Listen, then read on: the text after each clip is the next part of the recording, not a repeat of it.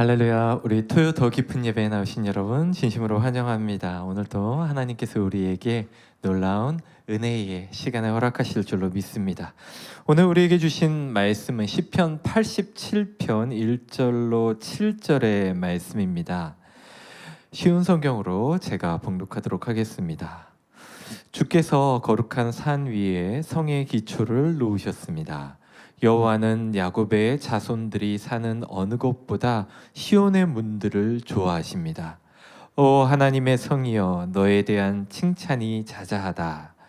하나님께서 말씀하십니다. 내가 이집트와 바벨로니아의 이름을 기록해 놓았다.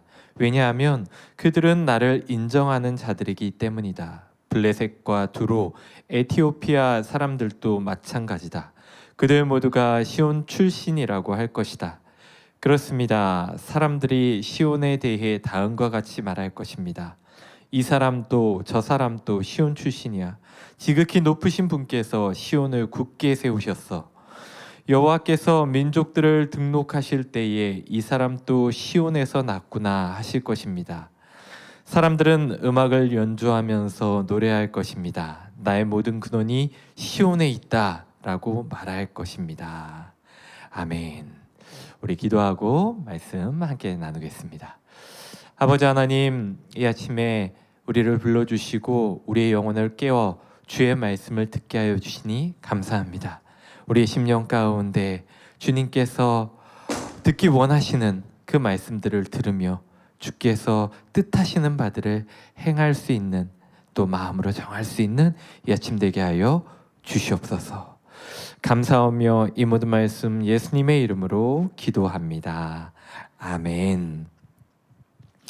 여러분, 자신이 나고 자란 것은 참 중요합니다. 우리가 그 출신지, 고향을 상당히 중요하게 여기죠.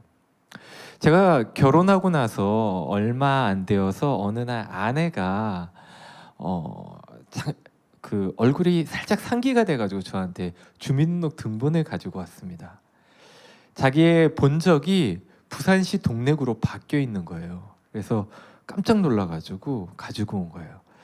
지금은 그렇지 않지만 예전에는 결혼을 하면 아내가 남편의 본적을 따라가게 되어 있었습니다.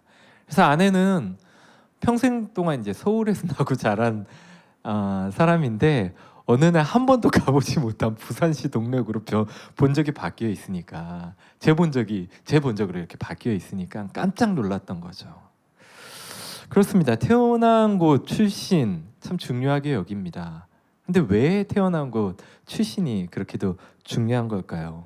사람들은 자신의 삶의 시작, 삶의 뿌리라고 생각하기 때문에 그곳에서 받은 영향력이 평생을 간다라고 생각하기 때문에 그렇게 중요하게 여기는 것 같습니다. 심리학에서 되게 유명한 학자로 자리매김하고 있는 프로이트가 그런 이야기를 했죠.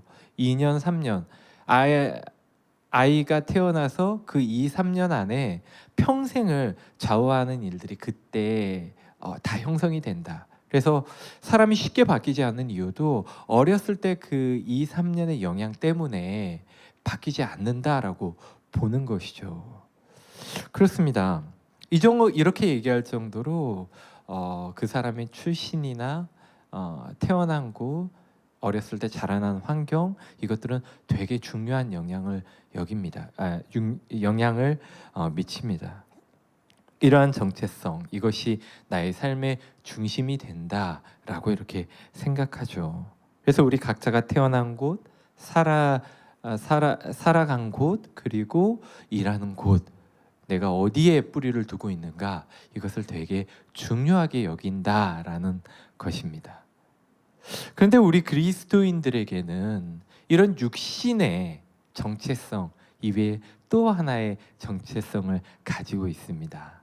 우리 다 머릿속으로 생각하고 있듯이 바로 하나님 나라의 시민으로서의 정체성을 가지고 살아갑니다. 그렇습니다. 우리는 영원을 살아가는 하나님의 왕국의 시민으로서의 정체성을 가지고 살아갑니다. 저는 오늘 시편을 통해서 이 정체성, 하나님께서 주신 이 정체성이 무엇인지, 그리고 이러한 하나님 나라의 시민으로서의 정체성을 받은 사람들이 어떠한 마음을 가지고 살아가야 할지에 대해서 같이 말씀을 나누고자 합니다. 오늘 본문 1절로부터 3절의 말씀을 우리 같이 한번 봉독해 보도록 하겠습니다. 주께서 거룩한 산 위에 성의 기초를 놓으셨습니다. 여호와는 야곱의 자손들이 사는 어느 곳보다 시온의 문들을 좋아하십니다. 오 하나님의 성이여, 너에 대한 칭찬이 자자하다. 아멘.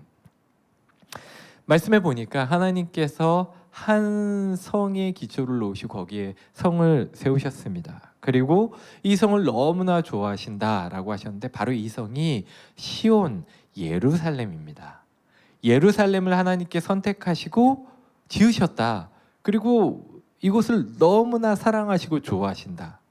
하나님께서 창조하신 이 예루살렘이 너무나 좋았기 때문에 많은 사람들이, 많은 열방들이 그 예루살렘에 대한 칭찬이 자자하고 높여 칭송하는 그러한 소리들이 있다라고 시편이 1절로부터 3절까지 노래하고 있습니다. 저는 여기 시편 1절로부터 3절에 나온 이 이야기가 우리 허북교회 이야기가 되었으면 좋겠습니다. 이제 이번 주에 9주년 우리가 감사 예배를 드리지 않습니까?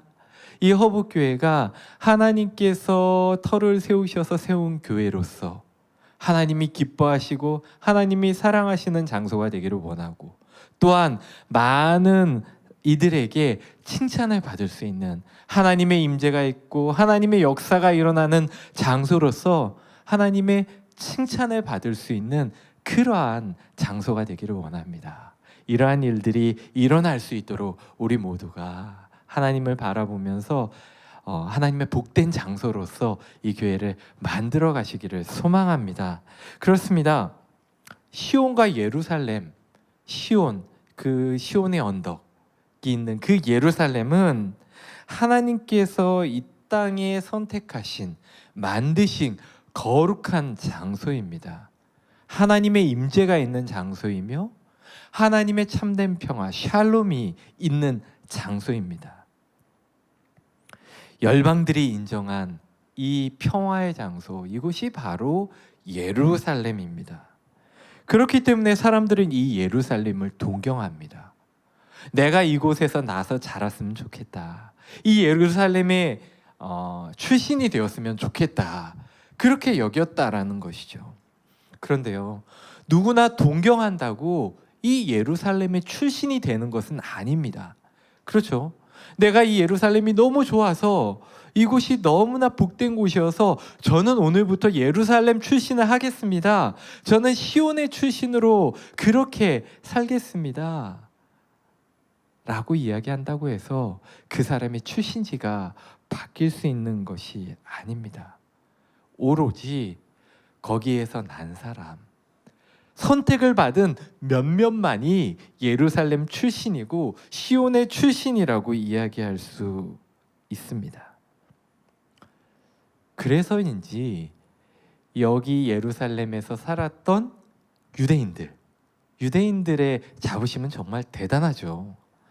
그들은 하나님께서 자신들을 선택하셨다라는 이 자부심이 정말로 하늘을 찌를 듯합니다. 정말 자랑스럽게 여깁니다. 선택받은 도시 예루살렘, 거기에서 태어난 나, 하나님의 선택을 받은 나라는 이 자부심이 정말 대단하다라는 것이죠. 그래서 사실 지금 예루살렘에 가 보면 하나님의 성전, 그 성전의 한쪽 벽면만이 남아 있음에도 불구하고 여전히 거기에는 정말로 엄청난 긍지, 예루살렘에 대한 자부심이 그대로 남아 있습니다. 하나님께서 선택하셨다라는 이것 한 가지 때문에. 그런데요, 유대인들이 이러한 자부심을 갖는 것에 대해서는 누가 뭐라 하겠습니까? 그런데 그 자부심, 그것이 어느 순간 다른 이방인들에 대한 배타성으로 넘어간다면, 나만을 하나님께서 선택하셨고 다른 이들은 하나님께서 선택하지 않으셨다라는 생각으로 넘어가서 그것이 배타적인 성격으로 바뀌어진다면, 과연 그것이 하나님께서 원하시는 뜻일까? 원하시는 것일까? 그 사람들에게 준 하나님의 말씀일까? 라는 것에 대해서는 의문이 듭니다. 그래서 오늘 본문에서 시온 출신이라고 할 때에는 은연중에 우리는 특별하다, 우리는 선택되었다라는 의미가 거기에 짙게 배어나오는 것을 우리는 말씀을 통해서 볼 수 있습니다. 그런데 하나님께서는 오늘 시편 말씀을 통해서요, 그렇게 생각하도록 내버려 두지 않으십니다. 바로 4절 말씀에 보면 하나님께서 이렇게 말씀하십니다. 우리 4절 말씀 같이 한번 봉독하실까요? 하나님께서 말씀하십니다. 내가 이집트와 바벨로니아의 이름을 기록해 놓았다. 왜냐하면 그들은 나를 인정하는 자들이기 때문이다. 블레셋과 두로, 에티오피아 사람들도 마찬가지다. 그들 모두가 시온 출신이라고 할 것이다. 아멘. 이것이 바로 하나님의 말씀입니다. 이집트, 바벨로니아, 블레셋, 두로, 에티오피아, 이 5개 나라를 지칭하는 것은 바로 그 당시의 모든 열방을 의미하는 것입니다. 단순히 그 나라뿐만이 아니라 주변에 있던 모든 이방 국가를 통틀어서 이야기하는 의미로 이 5개 나라를 이야기했습니다.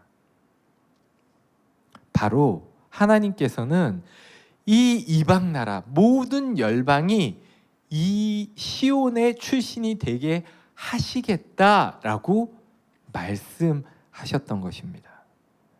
유대인과 같이 예루살렘에 선택받은 자로서 내가 그들을 세우겠다라고 그렇게 말씀하셨다라는 것이죠. 여러분, 상당히 이 이야기는 좀 충격적인 발언입니다. 완전 다른 관점입니다. 선택받은 그 일부의 예루살렘이 아니라 모든 이들을 예루살렘의 출신으로 만드시겠다라고 그렇게 선포하셨다라는 겁니다. 그래서 어쩌면 이 본문에 대해서 어떤 이들은 이렇게 해석할 수도 있을지도 모르겠습니다. 이 본문은 여러 유대인들의 디아스포라, 그러니까 여러 이방 나라에 퍼져 살고 있는 그 유대인들을 향한 이야기야. 그 유대인들, 거기에서 나고 자란 유대인들도 다 예루살렘 시온의 출신이라고 그렇게 하나님께서 인정하시는 그런 본문이야 라고 읽을 수도 있을 것 같습니다. 왜냐하면 너무나 파격적인 말씀인 것이죠. 아니, 그 이방 사람들은 하나님을 믿지 않았잖아. 하나님을 섬기지 않았잖아. 하나님의 법을 무시했잖아. 하나님을 적대했고 이방 신들을 섬겼잖아. 그리고 하나님을 믿는 민족들을 공격했고 그들을 탄압했잖아. 그런데 그런 사람들이 어떻게 시온의 출신이고 예루살렘의 출신이라고 이야기할 수 있겠어? 이거는 분명히 그곳에 퍼져 사는 디아스포라 유대인들을 향한 이야기야. 절대 그들은 우리랑 같은 출신이 될 수 없어 라고 생각하지 않았겠습니까? 우리가 요나의 이야기를 보면 충분히 이렇게 생각할 수 있겠다라는 생각을 합니다. 하나님께서 아수르의 도시인 니느웨를 향해서 요나를 보고 그쪽으로 가라라고 말씀하십니다. 가서 회개하라라고 그렇게 요나한테 명령하십니다. 그런데 요나가 뭐 피하다가 결국엔 가지 않습니까? 그리고 되게 건성건성 복음을 전합니다. 그런데 신기하게도 그 요나의 건성건성한 복음을 듣고 회개하라는 메시지를 듣고 그 아수르의 백성들이, 니느웨 사람들이 회개를 하기 시작합니다. 그러자 요나의 반응이 어떻습니까? 요나 4장 1절로부터 2절의 말씀을 보면 요나가 이렇게 반응하는 장면이 나옵니다. 제가 한번 봉독해 보겠습니다. 그러나 요나는 하나님께서 그 성을 멸망시키지 않으신 것에 대해 매우 못마땅히 여겨 화를 냈습니다. 요나가 여호와께 불평하면서 말했습니다. 나는 고국에 있을 때부터 이런 일이 일어날 줄 알았습니다. 내가 급히 다시스로 도망쳤던 것도 그런 까닭이었습니다. 나는 주께서 자비롭고 은혜가 많으신 하나님이라는 것을 알았습니다. 주께서는 노하기를 더디하시고 사랑이 많으시기 때문에 그들을 심판하시기보다 용서해 주시리라는 것을 알고 있었습니다. 요나가 이렇게 하나님 앞에 투덜투덜거립니다. 하나님이 은혜롭고 자비로운 것이 용서하시는 그 성품이 저는 불만입니다 라고 그렇게 이야기했습니다. 하나님이 그러실 줄 알았다. 나는 하나님의 그 자비롭고 은혜로운 성품이 싫다. 용서해 주는 것이 싫다. 차라리 내가 죽는 것이 낫겠다. 내가 죽어서 이 꼴을 보지 않는 것이 낫겠다라는 것이 요나의 마음입니다. 이방인을 향한 적대감이 얼마나 심했던가를 잘 보여주고 있습니다. 유대인들이 먼저 선택받은 하나님의 백성이 이렇게 이방인들을 향해 싫어했다라는 것이죠. 예루살렘을 선택하신 하나님의 뜻은 사실 오늘 시편 본문의 4절에 나와 있는 그 말씀대로 모든 열방이 예루살렘의 출신이 되는 것. 오늘 시편이 바로 이러한 하나님의 뜻을 명확하게 말씀하고 있습니다. 나머지 5절로부터 6절의 말씀을 제가 한번 봉독해 보겠습니다. 그렇습니다. 사람들이 시온에 대해 다음과 같이 말할 것입니다. 이 사람도 저 사람도 시온 출신이야. 지극히 높으신 분께서 시온을 굳게 세우셨어. 여호와께서 민족을 등록하실 때에 이 사람도 시온에서 났구나 하실 것입니다. 아멘. 하나님께서 열방의 모든 민족들을 시온 출신이다 라고 선포하신다. 제한된 곳, 원래는 시온이라는 곳이 제한된 곳, 특정한 곳, 어느 한 장소를 의미했지만 그것이 시온의 의미였지만 이제는 모든 열방이 시온의 출신이 될 것이다. 시온이라는 그 이름이, 시온 출신이라는 그 명칭이 모든 백성들에게, 모든 이방에게, 모든 열방에게 다 주어질 수 있게 될 것이다. 이것이 하나님의 말씀입니다. 그렇다면 오늘 이 시편의 말씀은 과연 그 당시의 유대인들에게만 해당되는 말씀일까요? 유대인들의 편협한 사고 생각, 그들의 잘못된 신념, 그것을 깨뜨리기 위해서 하나님께서 주신 말씀일까요? 그렇지 않죠. 오늘 우리에게, 그리고 예배하는 모두에게 불려졌던 시편인 만큼 우리 모두에게 해당되는 말씀입니다. 우리에게 주는 메시지가 있습니다. 오늘 시편의 메시지는 아주 강하고 단순합니다. 그리고 강렬합니다. 7절에 보면 나옵니다. 모든 사람들이 노래한다. 나의 모든 근원이 시온에 있다. 이렇게 시편이 마무리되고 있습니다. 모든 근원이 시온에 있다. 모든 열방 민족들이 하나님 뜻 가운데에서 예루살렘 출신이 될 수 있다. 모두가 예루살렘 출신 하나님의 백성의 정체성을 가질 수 있다. 이것이 바로 오늘 시편의 메시지입니다. 그렇다면 과연 우리는 오늘 이 시편을 통해서 어떠한 메시지를 받을 수 있을까요? 모든 열방은 시온의 출신이 될 수 있어? 나는 시온의 출신이요. 이 메시지를 통해서 과연 우리는 어떠한 우리 각자에게 들려주시는 하나님의 음성을 들을 수 있을까요? 첫 번째는 무엇보다 우리에게 이 큰 은혜를 베푸신 하나님께 감사해야 되지 않을까요? 우리를 선택하신 하나님의 그 은혜에, 그리고 그 이방 민족들, 선택한 소수의 민족들만 잘 키우셔서 그들을 하나님의 백성으로서 하나님의 일을 행할 수 있는 자들로서 키워갈 수 있는데, 그것이 아니라 모든 사람들에게 열어주셔서 결국에는 우리까지 하나님의 백성으로 삼아주신 것 아닙니까? 그렇다면 이러한 하나님의 사랑과 은혜에 우리는 감사할 수 있어야 합니다. 마치 우리는 어쩌면 예수님의 비유에 나왔던 첫째 아들, 둘째 아들, 그 중에 둘째 아들과 같은 존재가 되지 않을까요?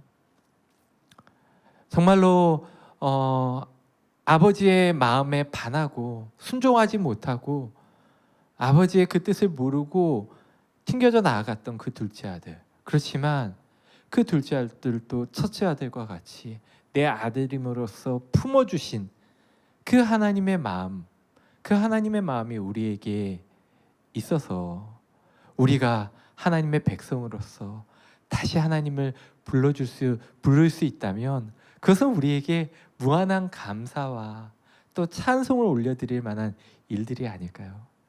그래서 우리는 이 하나님 백성이 된 이 정체성을 정말로 감사하면서 날마다 기쁨으로써 우리가 살아갈 수 있어야 합니다. 이 땅에 예루살렘 한 곳, 그 곳만으로 제한하지 않으시고 거기로부터 시작해서 모든 열방으로서 펼치신 하나님의 그 놀라운 사랑과 은혜에 우리는 감사할 수 있어야 하며 그것 때문에 날마다 예배할 수 있어야 합니다. 그리고 아울러 이 사랑의 뜻이 모든 이들을 시온과 예루살렘의 출신으로 만드시겠다라는 그 하나님의 뜻이 죽어지지 않도록 우리는 그 가운데 쓰임받을 수 있기를 바라고 원하고 날마다 기도해야 할 것입니다. 그것이 우리가 첫 번째로 하나님 앞에 감사할 수 있는, 우리의 정체성으로 인해 감사할 수 있는 바입니다. 그 다음으로 우리가 하나님의 백성이 된 후에, 이러한 정체성을 가진 후에 또 한 가지 생각해야 할 것은 자기 중심적인 생각 가운데 우리의 여전히 남아있는 우리 안에 있는 죄성, 자기 중심성으로 인해 타인을 향한 배타성, 적대감, 이런 것들을 발견하고 그런 쪽으로 빠지지 않도록 우리는 유의해야 할 것입니다. 아까도 잠깐 이야기를 나눴지만 가장 먼저 구원받은 유대인들을 한번 생각해 보십시오. 그들이 다른 민족들을 향해 어떻게 행하고 있습니까? 여러분, 지구상에서 유일하게 전도하지 않는 종교가 바로 유대교입니다. 하나님의 뜻을 알고 있다라고 그렇게 토라를 외우고 아마 우리보다 훨씬 더 많이 성경의 말씀을 연구하고 외울 거예요. 그럼에도 불구하고 왜 모든 민족들을 향하여 나아가지 않는 걸까요? 오히려 점점점 더 자기네 민족 중심, 민족주의로 빠져가는 걸까요? 바로 자기네들이 선택받았기 때문에 선택받은 우리를 통하여서만 하나님의 나라가 이루어질 수 있다라고 그렇게 믿고 있기 때문입니다. 다른 민족을 향한 배타성, 이것이 그런데 비단 유대인에게만 있는 것은 아닙니다. 우리 믿는 모든 이에게 커다란 시험거리로 존재하고 있다는 것을 우리는 늘 생각해야 합니다. 제가 한 가지 간증만 하고 오늘 말씀을 마무리하려고 하는데요. 저는 30대 초반에 처음으로 단기 선교를 갔습니다. 해외 단기 선교를 갔는데 그 당시 그때까지 이제 선교에 대해서 크게 이 관심도 없고 나는 국내에서 교회 이렇게 목회 이런 쪽으로 부름을 받았다라고 생각을 나름대로 하고 있었기 때문에 선교 쪽으로 이렇게 별로 관심을 두지 않았던 것 같아요.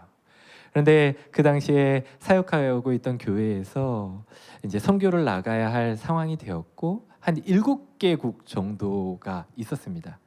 그 중에서 일본이라는 곳으로 처음으로 제가 단기 선교를 나가게 됐는데요. 사실 일본은 제가 가장 안 갔으면 했던 나라입니다. 왜냐하면 특별히 뭐 제가 일본에 대해서 어떤 감정이 있는 것도 아닌데 저의 어떤 편협함이었던 것 같아요. 그 과거의 역사 이런 것들을 되돌아보았을 때 아무래도 일본은 그닥 좋은 감정이 아니었기 때문에 내가 저 나라들 중에서 일본만은 좀 안 갔으면 좋겠다라는 그런 마음이었던 것 같습니다. 마치 오늘 말씀에 나온 것처럼 요나 선지자와 같은 그런 마음이었던 것 같아요. 그런데 저는 이미 그런 말씀을 알고 있었기 때문에 그래도 이거는 하나님의 부르심이겠거니 하고 열심히 준비를 했습니다. 나름 정말 준비를 많이 했습니다. 뭐 문화적으로도 이렇게 공부도 하고 간단한 언어도 익히고 또 사역 준비도 열심히 하고 또 기도도 열심히 했습니다. 정말로 약 한 3개월 동안은 팀원들과 거의 날마다 모이다시피 해가면서 그렇게 선교 준비를 했습니다. 그렇게 준비를 하고 나니까 솔직히 이 정도 준비하면 그 현지에서 엄청나게 하나님께서 역사하실 수 있겠다라는 그러한 확신이 생겼습니다. 그런 믿음이 생겼습니다.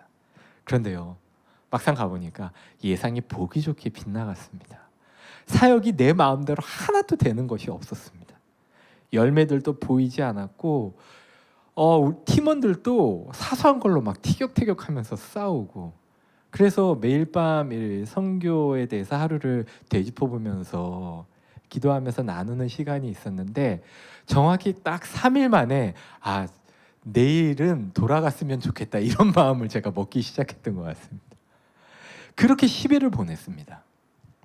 그랬는데 그렇게 힘겹게 선교의 그 시간들을 이렇게 보내고 있었는데 돌아오기 바로 전날에 선교사님이 이제 팀원들 수고했다고 다 데리고 그 요코하마 동경으로 갔었는데 그 요코하마 항 주변을 이렇게 투어를 시켜주셨습니다. 근데 거기에 그 선교사 묘지를 데리고 가셨는데 선교사 묘지의 규모가 우리 양화진보다 훨씬 크더라고요. 그래서 제가 보면서 일본 선교는 역시 힘들구나.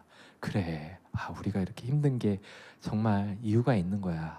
나는 아니야. 막 이렇게 생각하면서 그 선교사 묘지를 이렇게 보면서 다녔습니다. 그리고 밤이 되어서 저녁 식사를 하고 요코하마 항의 그 야경을 구경을 했는데 정말 너무 멋있더라고요. 너무 아름답더라고요. 이것만 보고 갔으면 일본에 대한 이미지가 꽤 그래도 괜찮았을 텐데 라는 그런 생각이 들 정도로 정말 전 세계에서 꼽히는 그 미항 야경이라고 불릴 만큼 정말 아름답더라고요. 그런데 그때 선교사님께서 하신 한 말씀이 저는 아직도 잊을 수가 없습니다. 여러분, 이 요코하마의 야경이 너무 아름답지 않습니까? 우리가 보기에도 이렇게 아름다운데 하나님이 보시기에 얼마나 아름다울까요? 여러분, 하나님은 결코 이 아름다운 것을 포기하지 않으십니다. 그래서 우리도 포기하면 안 됩니다.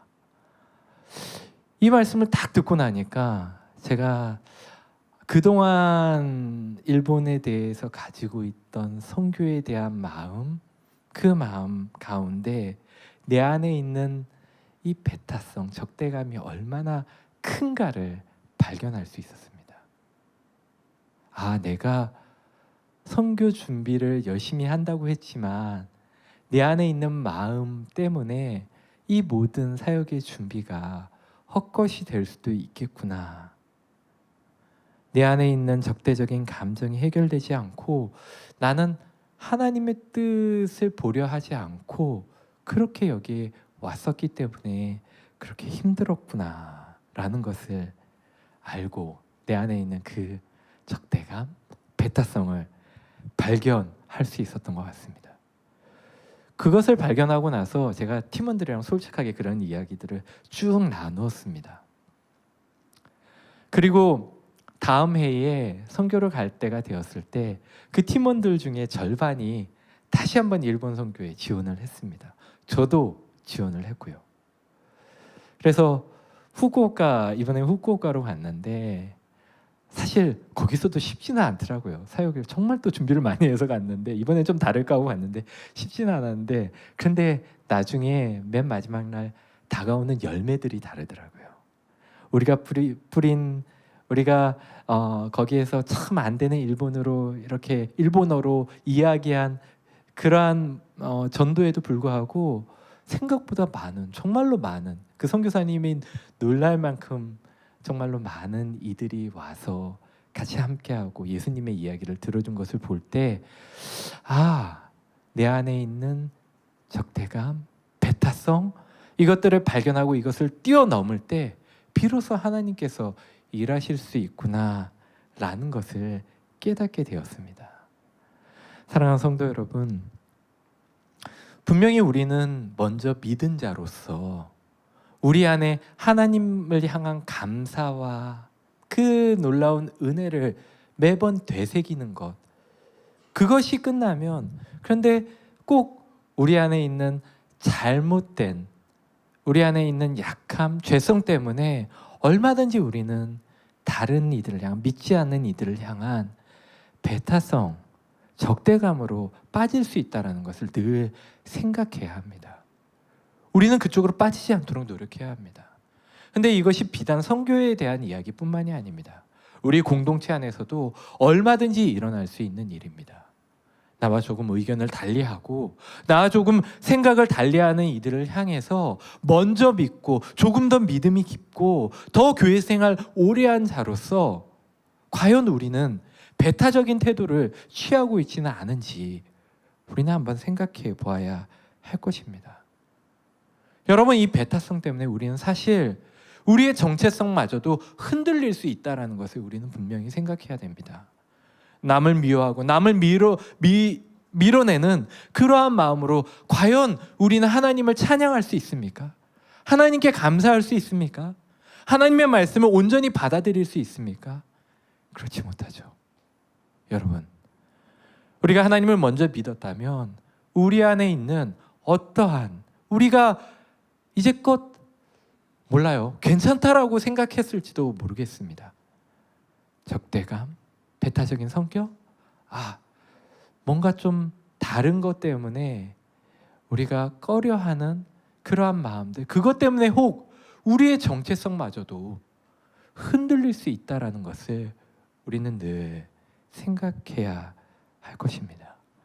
사랑하는 성도 여러분, 오늘 우리 시편의 말씀을 묵상하면서 우리는 하나님께서 주신 그 놀라운 은혜, 시온 백성으로서, 예루살렘 백성으로서 우리를 불러주시고 그렇게 바라보신다라는 그 하나님의 사랑과 은혜에 감사하고 하나님을 마음껏 높여드립시다. 그리고 또 하나 생각해야 할 것은 자기중심적으로 빠져서 이 배타적인 마음 가운데 그쪽으로 빠지지 않도록 우리의 마음을, 우리의 신앙을 늘 새롭게 가져가야 할 것입니다. 그럴 때에 진정 하나님께서 우리를 선택하신 이유, 하나님께서 우리를 불러주신 이유를 우리는 명확하게 알 수 있습니다. 사랑하는 성도 여러분, 하나님의 백성으로서 정말 그 하나님의 백성에 걸맞는 마음을 가지고 세상을 향해, 또 우리 공동체를 향해 하나님의 사랑, 그 사랑을 전할 수 있는 우리 사랑하는 성도 여러분들이 되시기를 주님의 이름으로 축원합니다.